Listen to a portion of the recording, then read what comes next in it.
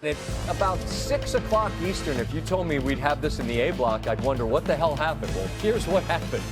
The Giants largely control this football game. They lead 7-0. It's 3rd and 11. Here comes Cam Scadaboo, and he wants to make sure, boom, you can take that with you. He's going to deliver a blow and get his touchdown. Jude McAtomney. Oh, that's no good. It's just long enough that it's not a given. 13-0. So what?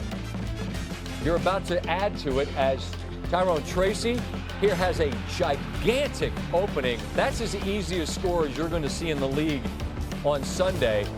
Credit to that O-line. They go for 2. This would prove significant. Wan'Dale Robinson just shy of the goal line. But at this point, late third, you're up 19-0. Big whoop. Well, as it turns out, J.K. Dobbins, a toss left, and they've done nothing to this point. Nothing. Now, early fourth, Bo Nix. Something. This is the deflection off of Sutton. Does he get an assist on that? Troy Franklin touchdown. Go for 2. They get it. 19-8. Now 3rd and 17. Here's the deflection to Theo Johnson. And he's gone.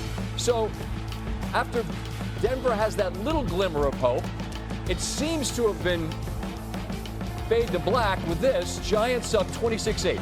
1,605 consecutive games where teams had an 18-point lead or greater in the final 6 minutes meant that team won.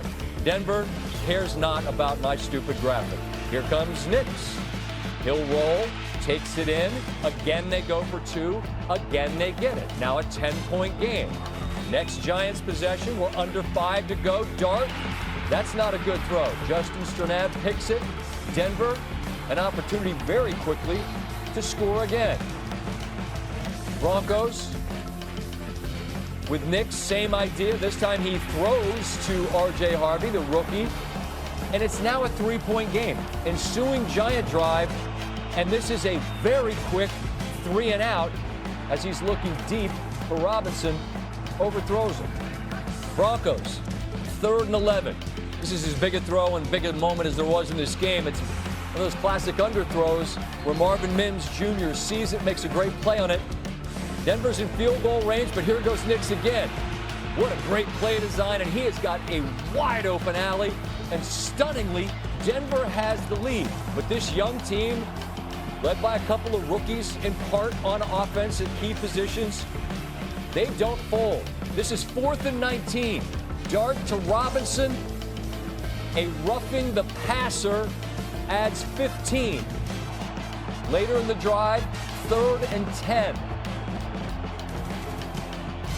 Missed extra point earlier, looming large because a field goal won't tie. Dart's got time because Denver's deploying most of their folks back deep. Looking for Bo Collins. PI is called on Riley Moss. That's tough. Sean Payton's livid. He knows it's a spot foul, so he can come out there and get his money's worth for that 15 because it's only going to move the ball a little bit. Dart up the middle. Initially, they said no. They take a look and realize that's a touchdown. Knees are up, hips not down. Ball crosses the line. Dart's going nuts. Extra point. And that's pushed wide right. The second missed extra point of the game, which now means Bo Nix, who's suddenly red hot in the thin air, if you can get to about here, you're in field goal range.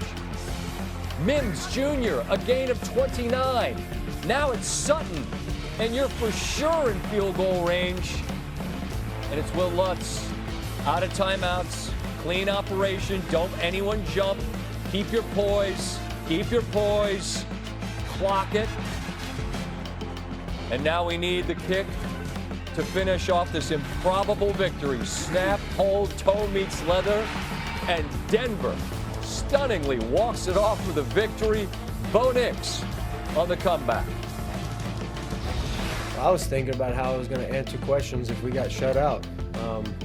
Not where you want to be, and at some point I knew we've done it before in the fourth quarter. We're gonna, at some point we're gonna go down and score. Now maybe too late, we may not score enough, but at some point we're gonna do it. We did it once we scored and got the 2-point conversion. We knew how to play all of a sudden. So It was just, I don't have many answers, but, you know, we just kept fighting.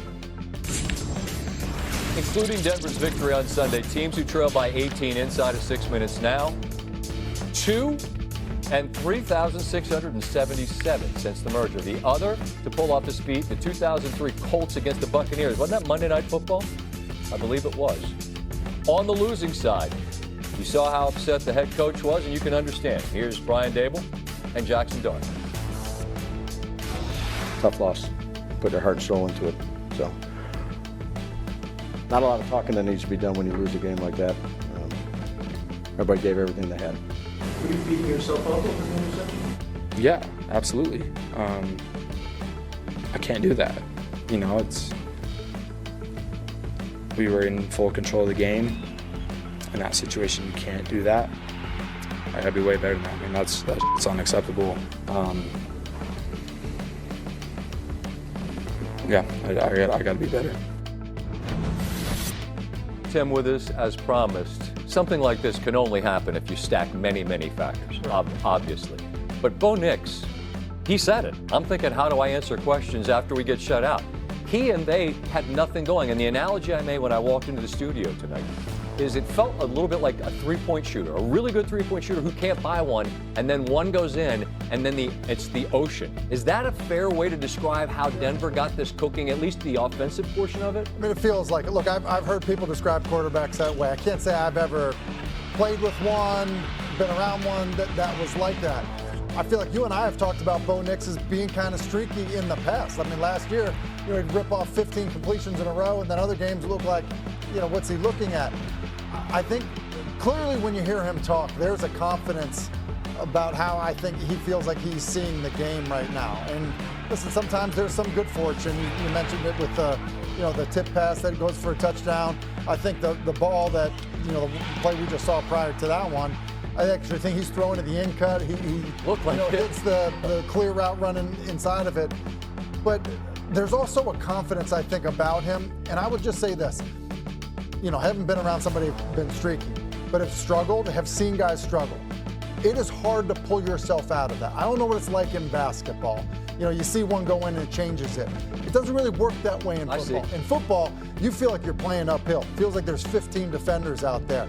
So pulling yourself out of that is remarkably difficult. I think that was what was impressive about how he stuck with it. 14 minutes in the fourth quarter, right. They were basically shut out until that point. That's great context, and it makes a lot of sense because it's not the same as making a shot, but clearly the fuse got lit and they win. I don't want this to sound like loser talk, and I'm sure Dable would punch me in the face if he heard me say it. But the Giants did a ton good in this football game. I get that you lose, you miss a couple of extra points, but can New York, who takes on Philadelphia and then San Francisco and then at Chicago coming up, I mean, it's a pretty rugged schedule, but there seems like there's a lot there to like. Am I wrong? Look, they've lost their best wide receiver for the season. They started the year with Russell Wilson as their starter. You look at them play right now. It's the quarterback's grittiness and competitiveness and playmaking ability. It's the running back's, grittiness and toughness. The identity of the football team is changing because of, quite honestly, two players. Yeah. So, look, does that sound like loser talk, moral victory? Sure, it probably does. But there's going to be learning lessons for a young quarterback. You mentioned it. It's the miss on 3rd and 8. It's the interception in the series prior to that. Right. If you don't do that, you don't lose the football game. You've got to learn from those things. But you also can't stop playing the way he's playing, which he did not do. When he left the field, they were winning the football game. Thank you. That's always my thing. Last time he touched the football, they had the lead. So New York did a ton right in this one, but give Denver all the credit in the world. They got the